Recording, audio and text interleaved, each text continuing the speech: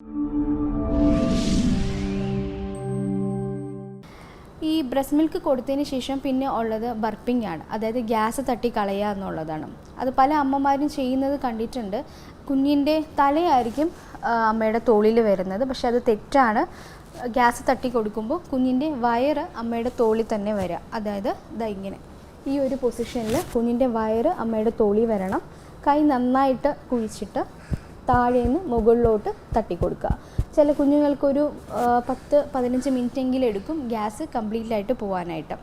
അപ്പോൾ നമ്മൾ എപ്പോൾ പാല് കൊടുത്തിരുന്നാലും ഈവൻ 2 മിനിറ്റ് ആയിരുന്നാലും കൂടി നന്നായിട്ട് ഗ്യാസ് തട്ടി കൊടുക്കണം. ബ്രസ്റ്റ് മിൽക്കിൽ തന്നെ നമുക്ക് 2 തരം മിൽക്കുണ്ട്. ഒന്ന് 4 മിൽക്കും ഉണ്ട്, ഒന്ന് ഹൈഡ് മിൽക്കും ഉണ്ട്.